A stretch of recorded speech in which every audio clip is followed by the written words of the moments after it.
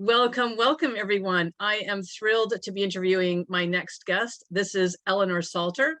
Elinor Hello. loves to combine her experience and love of Italian style with confidence boosting techniques, especially aimed at women who are returning to work or entering a new phase in their life. It grieves her that mature women are marginalized and become invisible. She helps you build confidence with color, style, and techniques to make you the best version of yourself. Elinor trained in Milan as a style consultant and latterly with the Style Coaching Institute as a style coach, which has brought her full circle back to her style roots. Her journey has taken her through many different roles, from wedding dress designer, equine massage therapist, PA to high-profile CEOs, a mom, an estate agent in Italy, a personal shopper in Italy, and a wedding stylist also in Italy. But nothing has fulfilled her more than helping women gain the confidence to return to work after long breaks or to find their true selves, utilizing her unique experience in Italian style. Elinor, welcome. Yeah, well, thank you very much for having me. Delighted to be here. That's wonderful. Well, I'd like to start just by asking you, I touch a little bit about on your journey getting from there to here, and it's been quite fascinating one, actually. So can you talk a little bit about when your love affair with Italy and Italian style started and what it's meant for you? I've always had a love affair with Italy, and I don't really know why. I always feel I was maybe a displaced Italian at some point. So even before I first went out to Italy, I started learning the language. I've always been a fan of opera and Renaissance art and things. So that sort of started with that. And then when I met my husband, our first holiday together was in Italy, and that cemented my love affair with it completely. Mm. And then he was relocated to Italy a good many years ago now. And that's when I just felt so at home there for some reason. It just felt like me, and I never feel as happy anywhere else as I do there. So that's Mm. really where it all started. Oh, that's lovely. So can you tell us what is Italian style? So what is that? What characterizes it?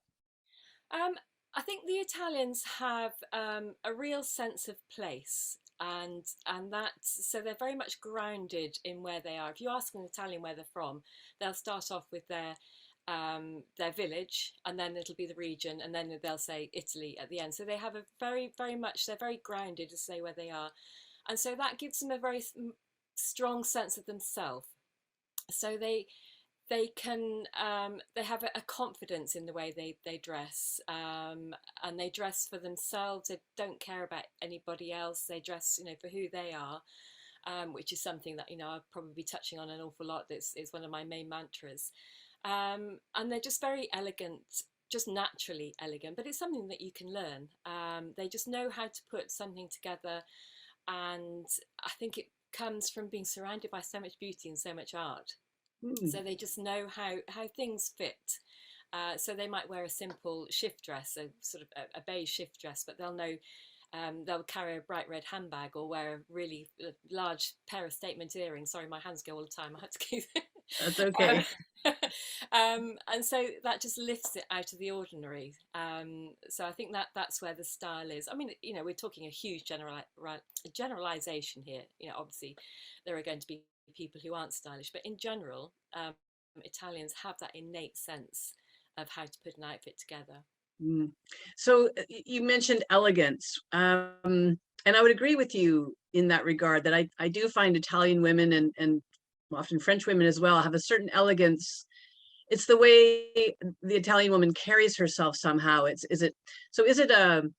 it confidence? Is it just this really groundedness as you described, just a real clear knowing where she comes from and Yeah, I think it's all of those. I think it is a confidence. But I also think it all starts with the basics. And that is something, again, that I'm always teaching is if you start with your underwear, that gives you, it gives you a sense of well-being. You feel good in yourself, even though hopefully other people aren't seeing it.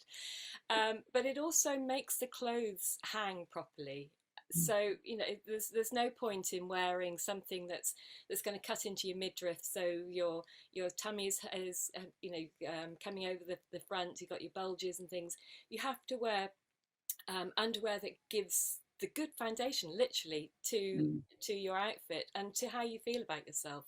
Mm. And I know that certainly that's been my experience of the Italian women, and I think also French, Parisian women are the same. They're always very, very careful about what they wear underneath. Mm-hmm. Well, I want to come back to exactly how you help to style women, how you help them to develop their own personal style. But I'm curious to know, how do Italians view North American style, if there is such a thing? They, without wanting to offend anybody, they're very snidey Mm. about it. Mind you, they're very snidey about us English as well. So, Okay. they.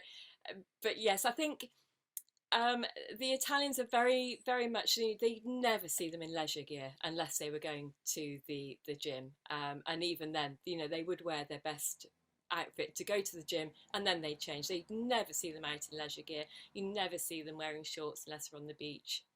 Mm. Flip-flops are for the beach. They're just starting to embrace the sneaker phrase, but really that's only just started. I mean, you see them walking around Rome or Milan over the cobbles in sort of vertiginous heels and just not thinking anything of it. So I think they think that the Americans are very casual in their Mm. dress and Mm. probably don't care very much about how they look, how they feel. I think that's the general, again, huge generalization, but I think that's their general view. So we're just coming through this 2+ year episode with COVID, and I know I certainly changed my fashion patterns. I wore a lot more soft clothes, a lot more casual clothes. Are you finding, I think we're coming out of it now slowly, are you finding that women's views about fashion, a woman's approach to her wardrobe, has it changed because of COVID? Are we still being a little too casual, in your opinion, or what's been the impact of that? I think that it has changed. I think people are wanting to dress up again. They are wanting to dress for themselves and to make them feel good. And I think it was all when it all first started, we all went, "Oh, thank goodness we don't have to, we can just sit here in our pajama bottoms and just look good from here upwards." But I think generally that sort of polled after a bit, and people, they wanted to wear their clothes, they wanted to go out and be seen again, and just to feel good, and I've seen a real shift from people. Instead of having things in their wardrobe that they say, "Oh, I'm just going to save that for a wedding or a good occasion," they just wear it now. I got a friend of mine who's, I mean, she's absolutely barking, but she, it's a very British phrase that. That means she's a little bit crazy. Yeah, yeah. Okay. Love it. And she went out there. She's got this lovely sort of tutu dress that she wears, and she went out shopping in it. And she said, "Oh, well, why not?" And she felt good about herself, and everybody was commenting. They were bringing smiles to people's faces. So, um, yeah, I think people are tending to want to dress up a bit more and to put the heels back on again, and just feel good.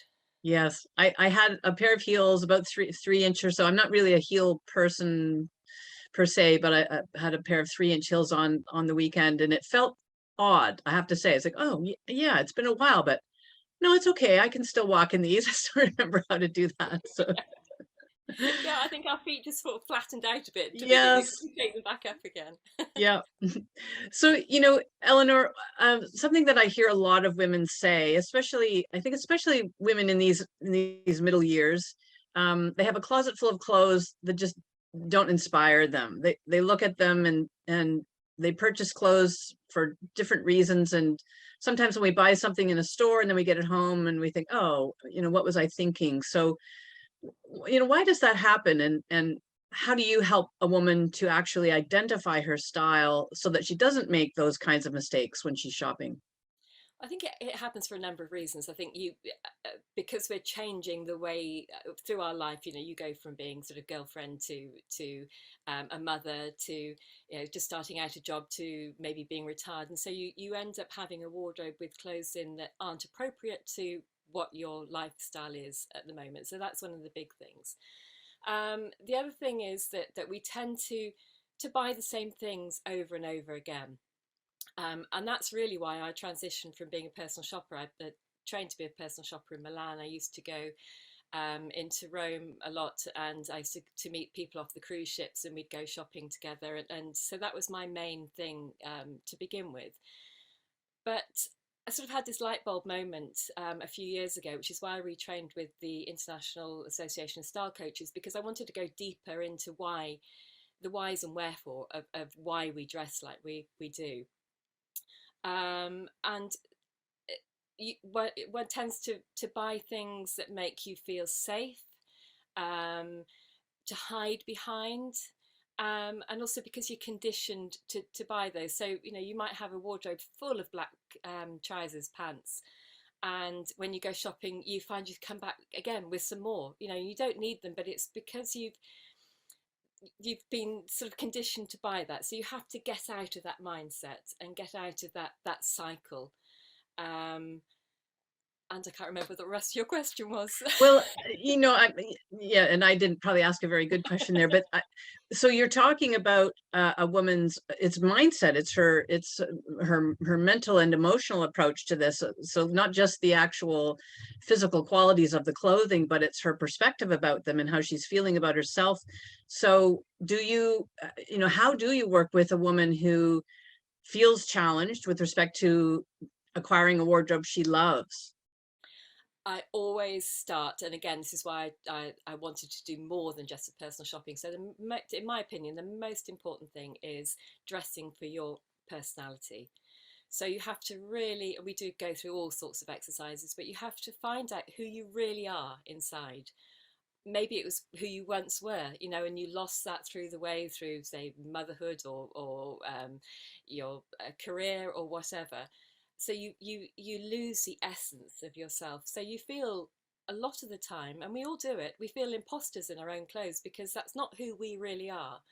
You know, you might be a free spirit, but you're a solicitor, so you've got to wear a really smart suit and things. So you feel imprisoned in that costume, and you can't express yourself. So the first thing, say, I do is to work with my clients to find out who they really are, who they want to be, what they want to project onto the world, because what you wear tells everybody else what you think of yourself.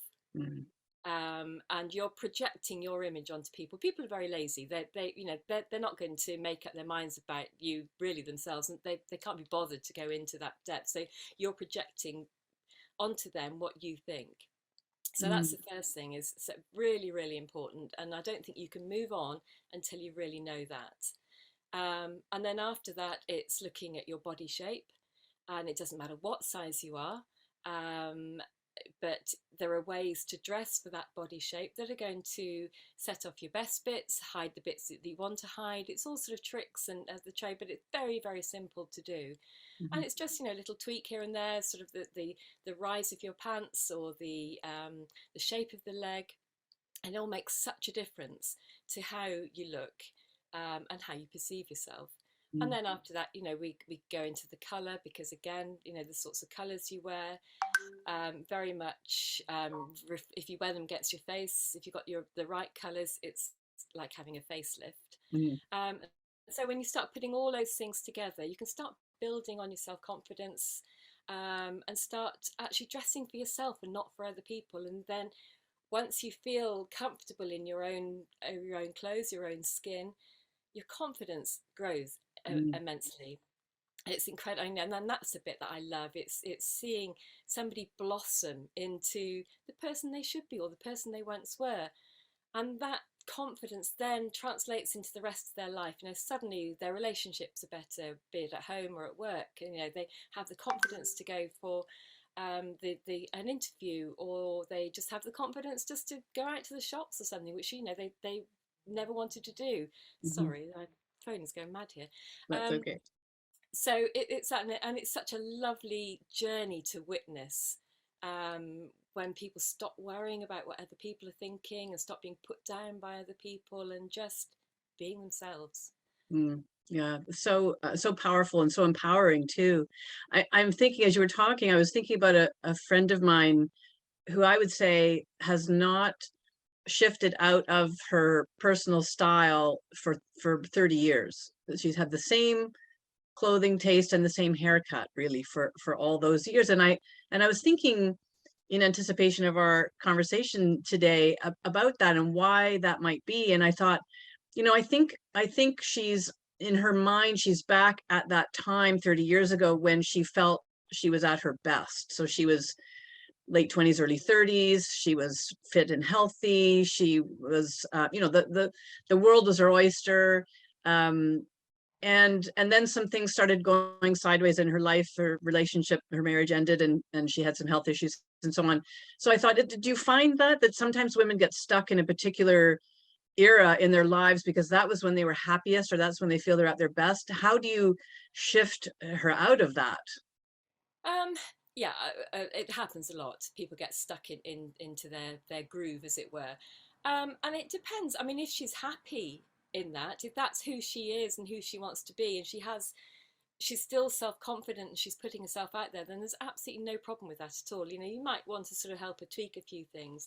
It's when it becomes a comfort blanket, and you know they're not doing that for themselves, so they won't go and do anything else for themselves, and when it starts affecting the rest of their life. So again, it's just really doing lots of mindset exercises and just allowing people to talk.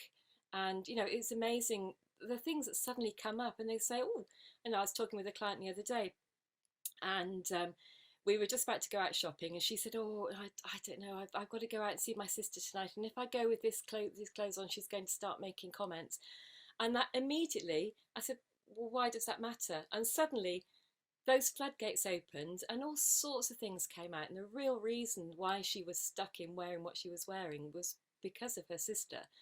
And then once she realized that actually, you know, I shouldn't be dressing for her, I should be dressing for me, and you know, who cares what she thinks? That's so, you know, suddenly you could see it changing her attitude.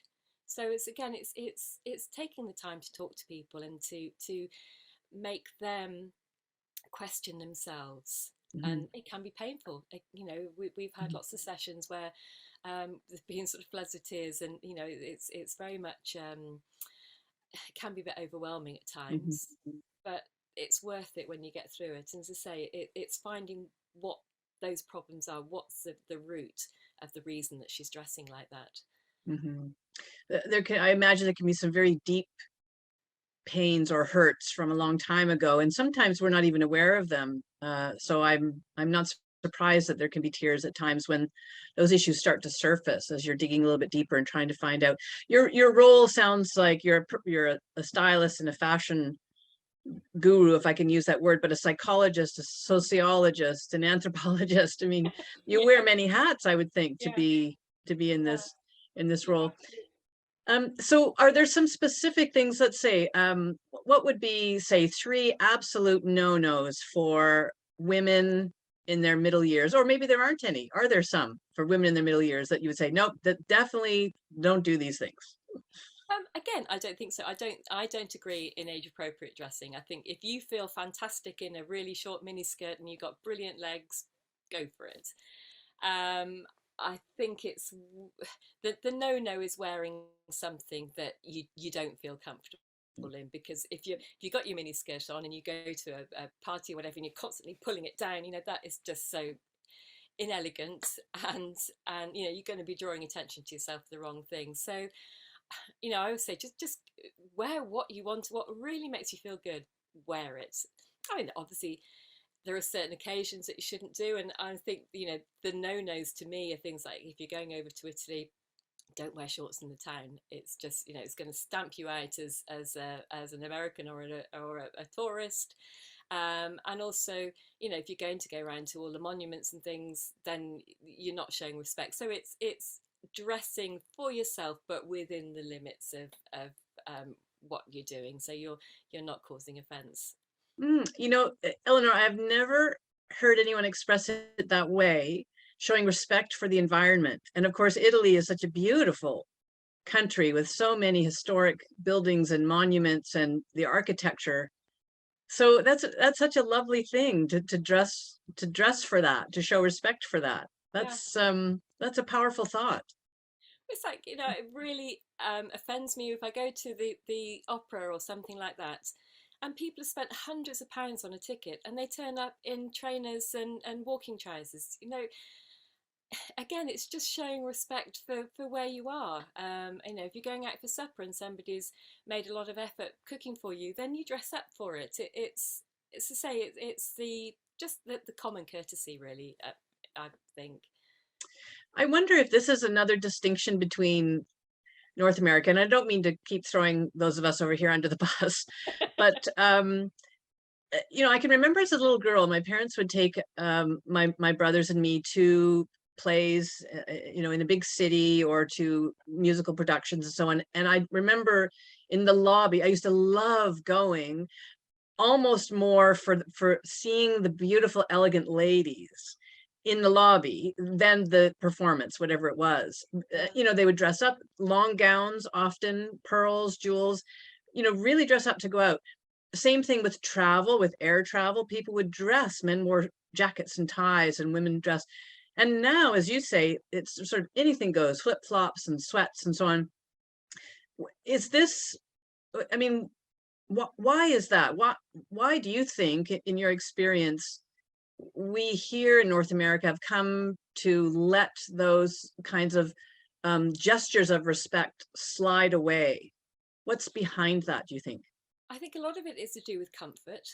And because these days we have all these the lycra materials and the things with stretching, and so we've come to expect a certain amount of comfort from our clothes. But I also think that we've lost our own self-respect somewhere along the way. Um, and as I say, think back to my father. He would always wear a tie, even when he was gardening.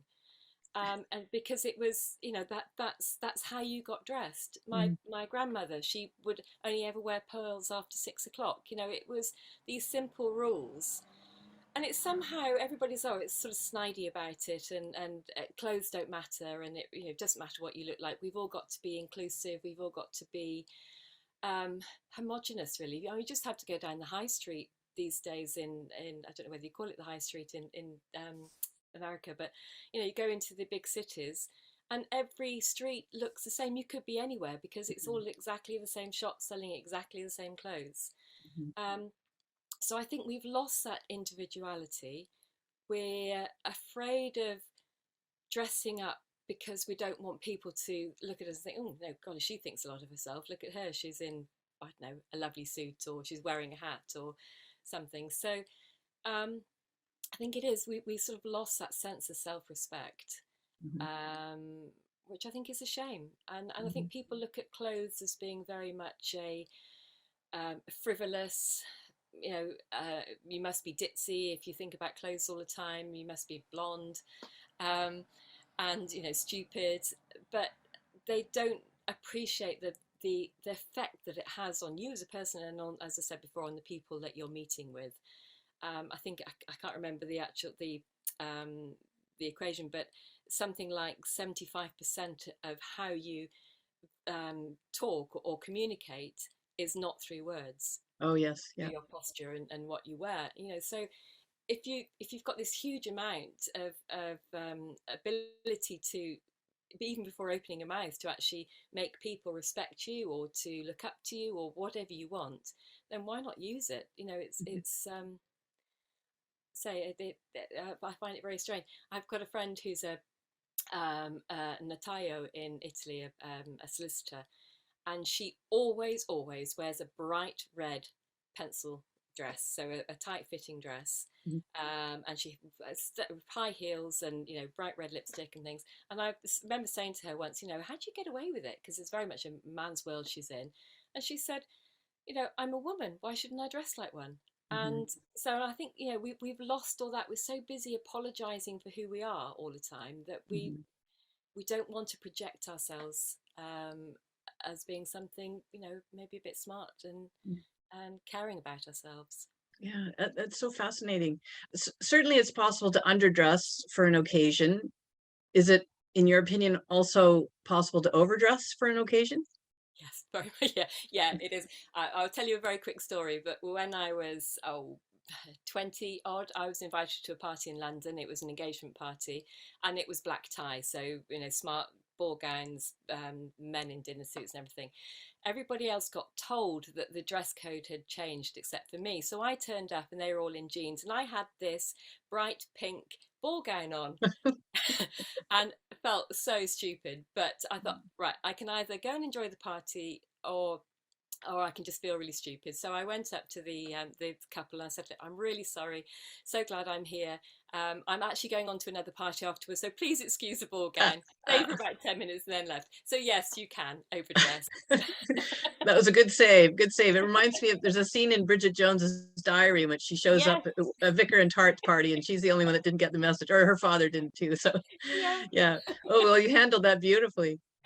Um, well, Elinor, what trends do you see coming up over the next 6 months, 12 months? What can we look forward to?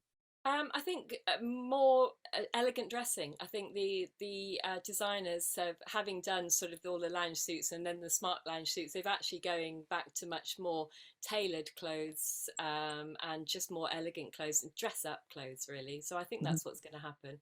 Mm. Um, Oh, that's kind of Hopefully, exciting, actually. yes, So I know you attend fashion weeks. You've attended the Milan Fashion Week. I've often heard friends of mine comment on some of the outfits that we see during Fashion Week on the runways as being wildly, I don't want to say inappropriate, but just not something that a regular person would ever wear. What what are the designers doing with their collections during the fashion weeks that happen in different places in the world? What can a regular person learn from what they're seeing in those pieces and those outfits? I think when they really are outrageous, they are making their mark. They're putting their stamp on their brand, and then something from that will just get translated down to the high street. So maybe from that outrageous dress or outrageous top, it'll be the color of it or something Mm. like that. So it's um, it's more like sort of, I always just think it's like somebody doing a really really weird painting, but actually what they normally do is doing landscapes or Mm. something. So it's getting people's attention, and then they'll go and look at the normal things that they offer, their normal brands and stuff that actually hits the high streets. Oh, okay, so an outfit that's really outrageous on the runway, then for a particular designer, I might go to a shop and it would be similar color, maybe similar fabric, maybe the line of a skirt would be similar. Is it those kinds of Yes, those things? kind of things. A sort of Yes. Yeah. toned down version of the Yeah. wildly eccentric part of it. Yeah. Oh, that's interesting. Yeah. Have you ever been to a fashion week that just bombed, if I can say that? Just did not, the designs were too over the top for I did people. actually go to a couple in London this last time. They were young designers actually, so I won't name them, but yeah, they were just too experimental, and everybody went away thinking, oh my goodness. But they had to try, and they will now sort of settle into their own rhythm, I guess. But yeah, Mm, there have been some that, I know some. I mean, some big brands do it too. yeah. There've been some quite amazing falls of people, but Mm, in general, yeah, I haven't actually seen one myself, but I've heard of them. yeah. But as you say, it's the designer just trying to establish a brand and get noticed and Yeah, make a name for himself or herself. So that makes sense. exactly. Um, what can I ask? What are three simple ways that a woman in her middle years can bring a little Italian style into her wardrobe? What would you recommend? Fit, always fit. So if you buy whatever you buy, they always say buy the best you can afford. and if it doesn't fit, get it tailored. So Italian women use a tailor all the time, so that's one thing that they are very, very strict on, so everything fits them perfectly. Accessorize, obviously sunglasses, you know, whatever the weather, put on a pair of sunglasses and you'll feel Italian. And statement, like your lovely necklace, you know, statement jewelry, statement handbags, statement shoes. And as I said before, underwear. So your clothes, you know, go for sloggies, something like that, something that actually you can make a really cheap piece of clothing look like something that's from a designer just by wearing the right undergarments. And don't take yourself too seriously. That's the other thing the Italians don't. You know, they're quite happy to wear something quirky, or to you know, do a little bit outrageous, or just have a bit of fun with what they wear. So yeah. I love that message. And of course, this masterclass is called Wild and Wise. And so it's maybe encouraging our audience to bring a little more of the wild in through Exactly. wardrobe, and just see, because as you've pointed out, it can be transformative for a woman, can't it? When she hits on something that really makes her feel good and boosts her confidence, it just then permeates other areas of her life and becomes a kind of self uh, expanding kind of thing. Yeah, oh, definitely. Eleanor, this has been so interesting talking to you. I really, really enjoyed it. You have a gift for our audience. Could you share what that is now, please? It's an ebook on how to dress like an Italian. Perfect. Oh, I love that. And of course, we'll have a link for that. The link is going to be in the email that goes out with this interview. So look for that. That is very generous. Thank you so much. And thank you especially for taking the time to talk with me. As I said, it's been so informative. I've loved speaking with you and learning all about Italian style. Lovely. Well, I've loved it. Thank you very much for inviting me on. Great.